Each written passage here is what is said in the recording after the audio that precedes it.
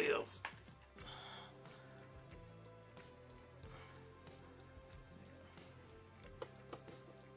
What's going on, dudes and dudettes? Yes, quick, happy 4th of July. That happened yesterday.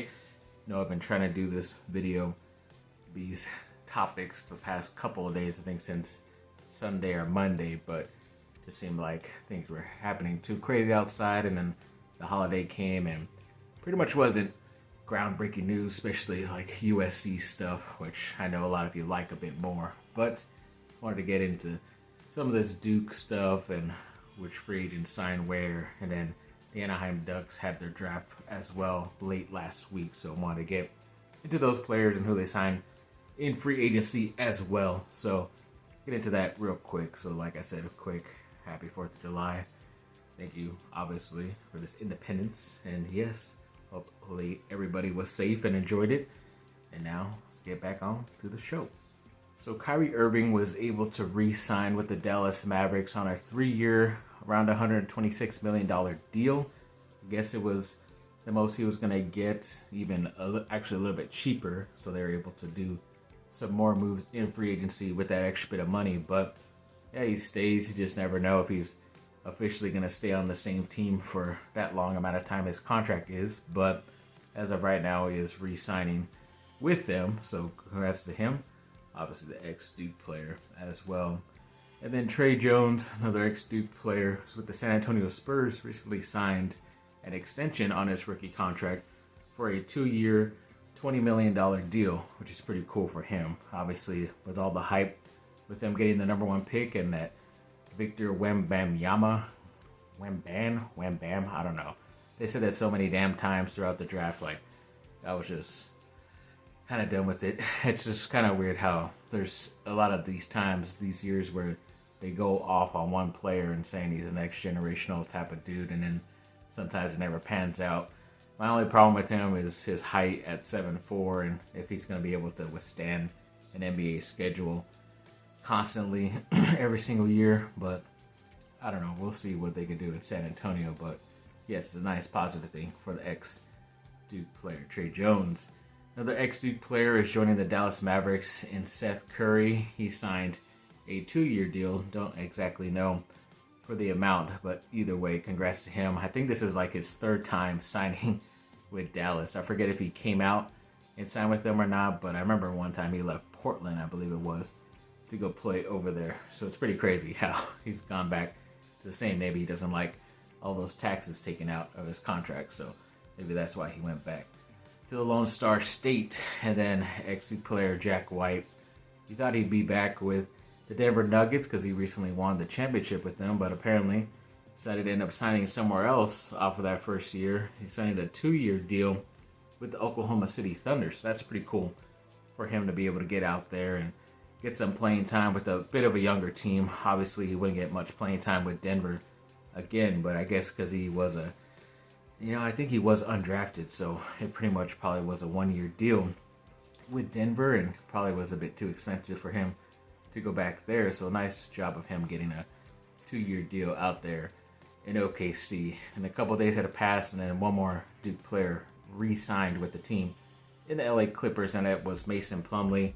It was a 1-year, $5 million deal. I believe he was traded there before the trade deadline a couple months ago.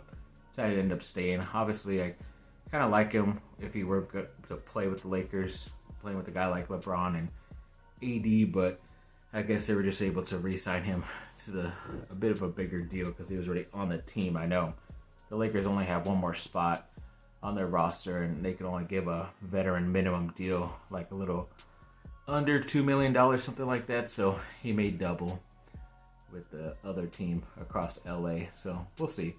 Should be interesting for him. He did play pretty well for them once he was traded there, but he's always played pretty well. He was like a top 5 pick when he came out, and it never really panned out to be like that generational type of top 5 player, but he's still very consistent, can rebound well, tries to help you out on defense and alter shots because he is still very athletic, tall dude, like 6'10", 6'11", and has some hops as well, so can catch lobs, help you out there. So yeah, that's pretty much all the Duke Blue Devils that re-signed or signed somewhere else in free agency. So good luck to all those guys. Obviously, some pretty good teams, a couple teams in the West, so I will get to see them play against the Lakers. Too bad they're not signing with the Lakers, but either way, hopefully they will make their way to there, and congrats to them overall. And yes, at least two of the top players left in California that I know.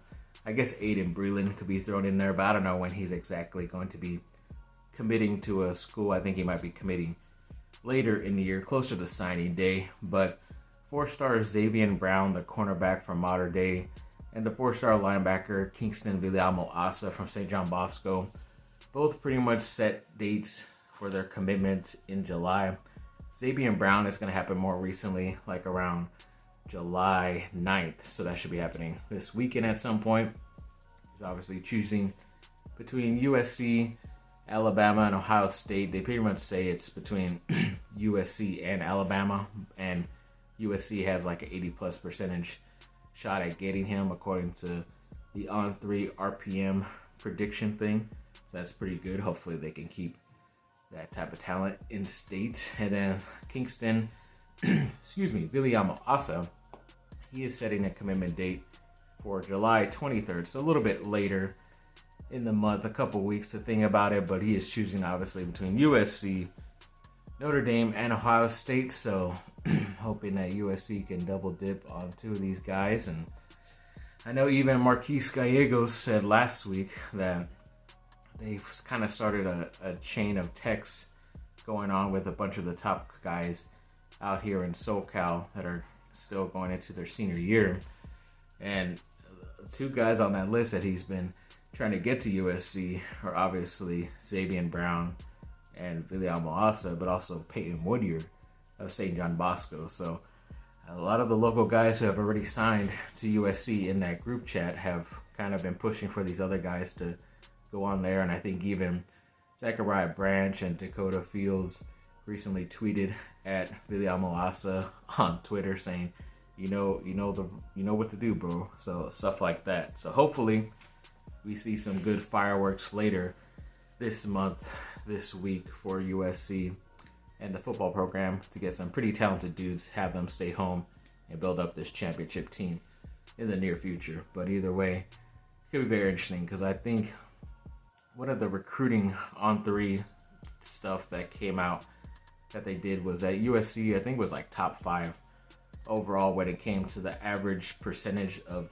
the commitment, like where they're ranked and stuff. So I think at that time when that came out, USC had about 13 players. They might be up to like 15 or 16 now, but the average rate of those players of like 3 to 4 star was actually really high. So they're the number 5 team in the country, which is still correct in their On3 rankings overall with their recruiting class for 2024. But I thought that was pretty cool. I think it was like a 90 point something, because there are teams that are ahead of them with even more players, but it's like still barely a high percentage. Like there's other teams out there like a Stanford, or I forget the other teams, but they have like over 20 plus people, but their average ratings are pretty low, and they're not even close to that top 5, top 10, even with that amount of players in their list. So I thought it was a pretty cool stat for the USC football recruiting stuff there.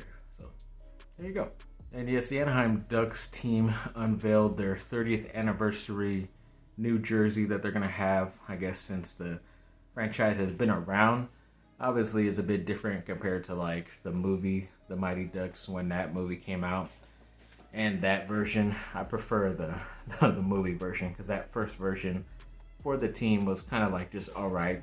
Then they ended up going to the more movie version style type of logo. I think that worked out pretty well for them, and then they kind of changed it to more of like the orange and black looking of a certain type of duck or mallard, whatever. And I haven't really liked the more recent look. I've always kind of gone back to the older stuff. So either way, this one looks a bit better than what they have now currently. But either way, it was a bit too much because they had a pre-order and it was like $180, which is pretty freaking crazy. But yeah, overall, I thought it was pretty cool to have you guys check it out. But that being said, I want to get into the Anaheim Ducks and what they did, not only in the draft, but in free agency as well, and they started out pretty well. They ended up going with a really good dude at number 2. I'm going to be pretty much reading these overall just so I can get through them as quickly as possible because it is quite a bit of names. So at number 2, ended up going with Leo Carlson. So he was from I forget which country he is from, but he's not from here. But either way, still a young guy. So we'll see what he did on offense. I think he was a center. Round 2 at number 33, they went with a left winger and Niko Mijatovic. Round 2, number 59, they went with a center and Kerry Terrence. Round 2, number 60, they went with a goalie and Damian Clara.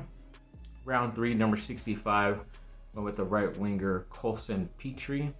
Round 3, number 85, they went with right winger Igor Sidorov. Round 4, number 97, they finally go defense with Connor Smith. Round 5, number 129, they go defense again with Rodwin Dionisio. Hopefully I'm saying that correct. Round 6, they end up going number 161 with the defender in Vojtech Port. And a couple of their free agents, they did sign pretty nice, interesting player from Tampa Bay in Alex Killorn. He got the 4-year deal, so he must be a pretty good player.